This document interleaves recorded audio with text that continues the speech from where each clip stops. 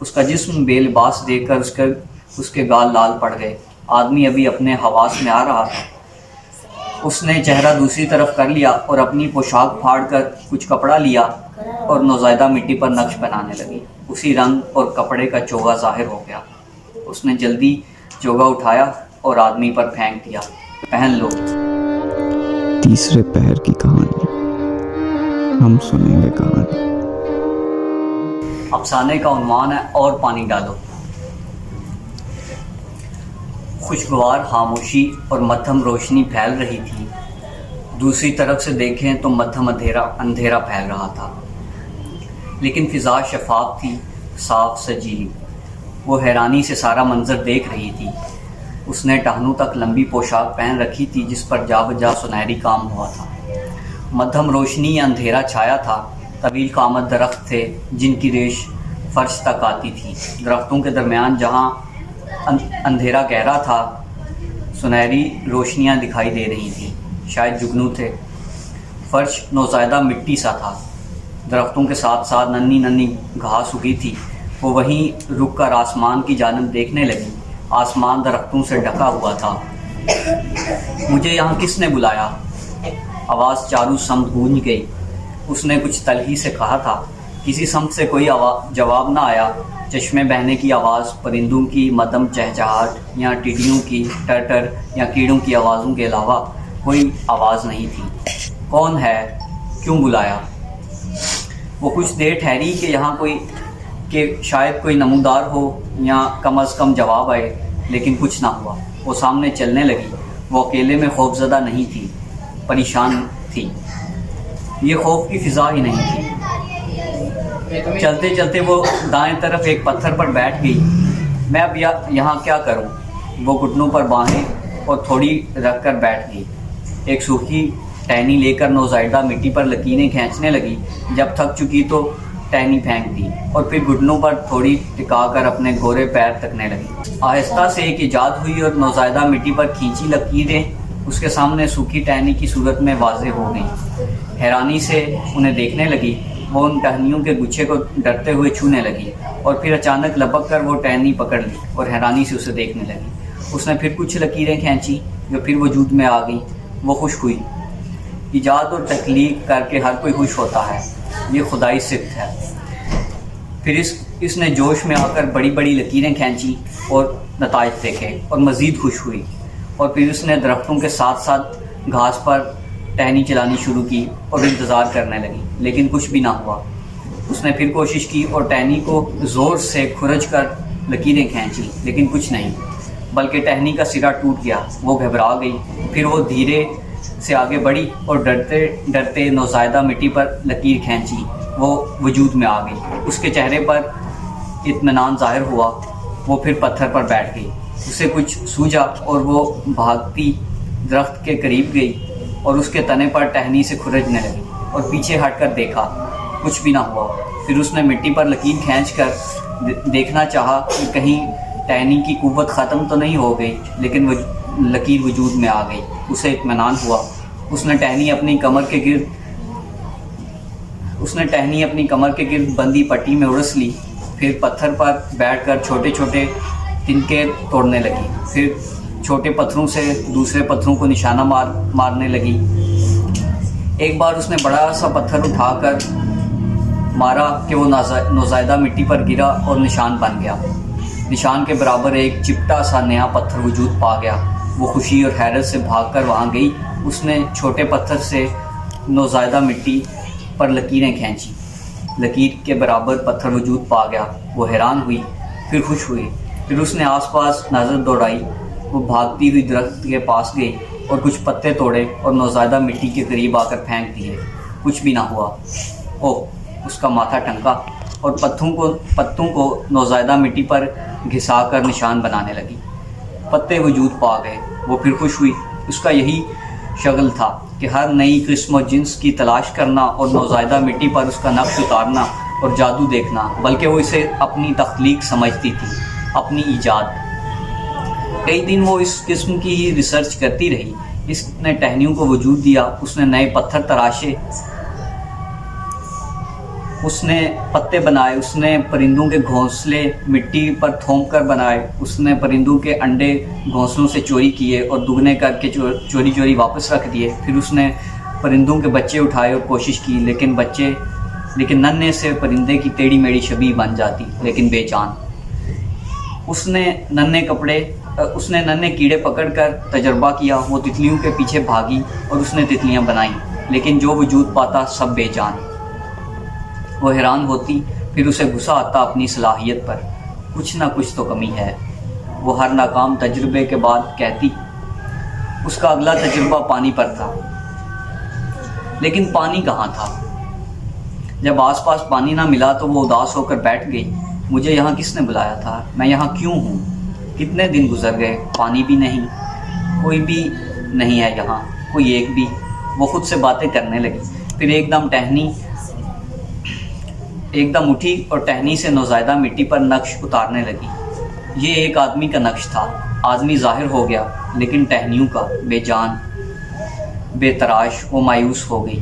اوہ، اس نے اپنی انگلی دیکھی، پھر بھاگ کر نوزائیدہ مٹی پر اپنی انگلی سے نقش بنانے لگی۔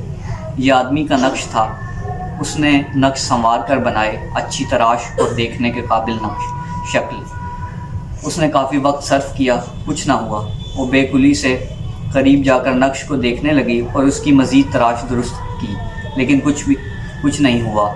وہ نقش کے قریب گھٹنوں کے بل بیٹھ گئی اور سر جھکا کر چہرے کے نقوش دیکھنے لگی۔ وہ روحانسا سی ہو گئی۔ اس کے آنسو اس کے گالوں پر بہنے لگے۔ اس نے ڈبڈباتی آنکھوں سے پھر نقوش دیکھے۔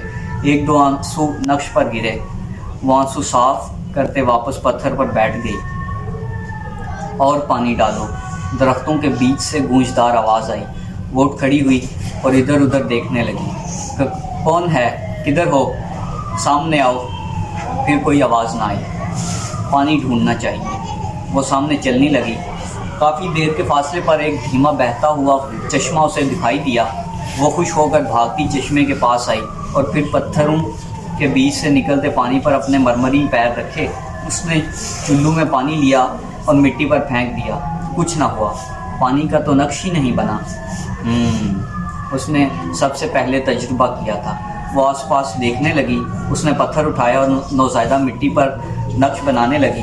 پتھر کا پیالہ وجود پا گیا۔ اس نے پیالہ لیا اور پانی بھرنے لگی۔ پانی بھر چکنے کے بعد وہ واپس لوٹ گئی جہاں اس نے آدمی کا نقش بنایا تھا۔ وہاں پہنچ کر اس نے اپنے ہاتھ سے پانی نقش پر لگانا شروع کیا۔ پانی لگانے کے بعد اس نے پیالہ احتیاط سے ایک طرف رکھا اور دور ہو کر منتظر نظروں سے دیکھنے لگی۔ ایک تراوٹ کے ساتھ آدمی کا نقش وجود میں آ گیا۔ آدمی فرش پر ہی پڑا تھا۔ آدمی بے لباس تھا۔ آدمی نے سر اٹھایا اور آلتی پالتی مار کر بیٹھ گیا۔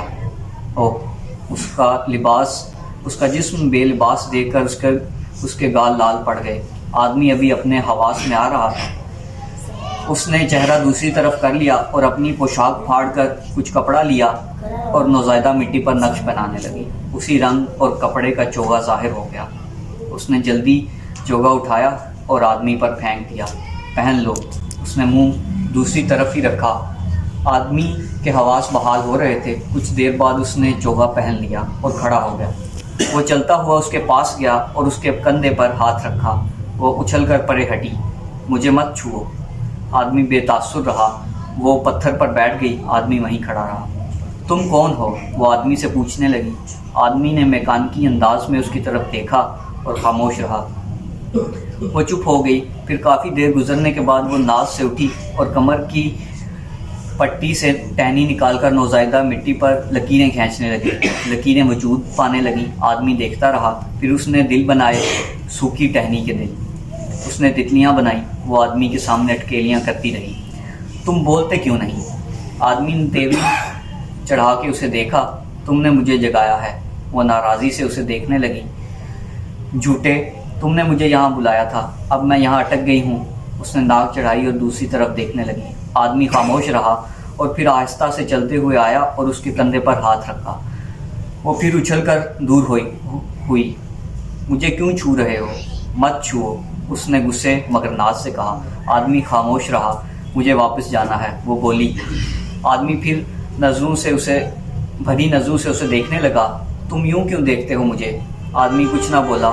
وہ پتھر پر بیٹھ گئی۔ آدمی کھڑا رہا۔ وہ اس خاموشی سے تنگ آ کر کھڑی ہوئی اور تنبیہ کرتے لہجے میں بولی، تو مجھے بتاؤ واپس کیسے جانا ہے، ورنہ۔ آدمی پھر آہستہ آہستہ اس کے قریب آنے لگا۔ اب کی بار وہ وہیں کھڑی رہی۔ میں نیا آدمی بنا لیتی ہوں اگر تم نے نہیں بنانا تو، اس نے شوخی سے کہا۔ ایک لمحہ رکی، پھر تیزی سے آگے بڑھی، لیکن آدمی نے اس کی کلائی پکڑ لی۔ نہیں، آدمی نے لجاجت سے کہا۔ وہ آدمی کی گرفت سے کلائی چھڑانے لگی۔ آدمی نے کلائی چھوڑ دی۔ وہ نازائیدہ مٹی پر جا گری اور اس کے گرنے کا بے ڈھنگ سا لمبوترا نقش بن گیا۔ وہ کھڑی ہو گئی اور سر جھکائے رونے لگی۔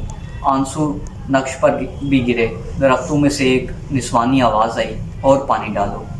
وہ دیکھنے لگی، پھر وہ تیزی سے پتھر کے پیالے پر لپکی اور بچا ہوا پانی بے ترتیبی سے نقش پر پھینک دیا۔ آدمی اسے دیکھتا رہ گیا۔ نقش میں سے ایک بے ترتیب نسوانی جسم نمودار ہوا۔ سر تھا، چہرہ نہیں۔ بے ترتیب سے کہیں کہیں بال تھے۔ آدھا پونا جسم تھا، اعضاء مکمل نہیں۔ ایک بازو لمبا، ایک غائب، ایک ٹانگ ٹیڑھی، ایک چھوٹی۔ سینہ تھا، چھاتیاں نہیں، کمر کے ابھار تھے۔ وہ اسے دیکھ کر ڈر سی گئی، پھر لپک کر اس کے لیے لباس بنانے لگی، حالانکہ عورت کو ضرورت نہ تھی، اس میں کچھ ایسا تھا ہی نہیں۔ اس نے پوشاک بنا کر عورت پر پھینکی۔ پہن لو۔ عورت نے پہن لی۔ تم کون ہو؟ اس نے عورت سے پوچھا۔ میں تمہارے لیے آئی ہوں، وہ کہنے لگی۔ کیوں؟ وہ عورت سے بات کر رہی تھی کہ آدمی پھر آہستہ آہستہ آیا اور اس کی گردن اور کندھوں کے درمیان ہاتھ رکھ دیا۔ اس نے ایک لمحہ سکون سے آنکھیں بند کی اور پھر مچل کر اس کا ہاتھ جھٹک دیا اور عورت کے قریب ہو گئی اور آدمی کو دیکھنے لگی۔ مجھے واپس جانا ہے، وہ کہنے لگی۔ نہیں، آدمی نے کہا۔ کہاں جانا ہے؟ عورت نے پوچھا۔ واپس۔ اس نے عورت کو پھر آدمی کو دیکھا۔ تو چلی جاؤ۔ نہیں، آدمی نے پھر شدت سے کہا۔ مجھے نہیں معلوم کیسے۔ اس نے آدمی کی جانب دیکھا۔ مجھے پتا ہے، عورت بولی۔ تو چلو۔ نہیں، آدمی نے دونوں کی جانب دیکھا۔ پھر عورت سیدھا سامنے چلنے لگی۔ اس نے آدمی کو پسندیدگی کی نظر سے دیکھا اور دیکھتی رہی، پھر عورت کے ساتھ ہولی سی چل دی۔ آدمی بھی آہستہ آہستہ ان کے پیچھے ہو لیا۔ ایک مقام پر پہنچ کر عورت رکی۔ اب وہ ایک سرنگ کے سامنے کھڑے تھے۔ عورت آگے بڑھی۔ روشنی چاہیے، سرنگ میں اندھیرا ہے۔ اس نے ٹہنی سے نوزائیدہ مٹی پر نقش اتارا۔ ایک مشعل بن گئی۔ آگ چاہیے، عورت بولی۔ آگ کیسے بنتی ہے؟ اس نے پوچھا۔ آگ اس کے پاس ہے۔ عورت نے آدمی کی جانب اشارہ کیا۔ آدمی قریب پہنچ گیا۔ اس نے آدمی کو طلبی نگاہوں سے دیکھا۔ اسے چھونے دو، عورت بولی۔ نہیں، اس نے فوراً سر جھٹک لیا۔ ٹھیک ہے، پھر چلو، عورت نے بے دھیانی سے کہا اور اندھیری سرنگ میں چلی گئی۔ ایک لمحے کے بعد وہ بھی اس کے پیچھے ہو گئی، پھر آدمی بھی۔ سرنگ میں چلتے چلتے مشعل جل گئی تھی۔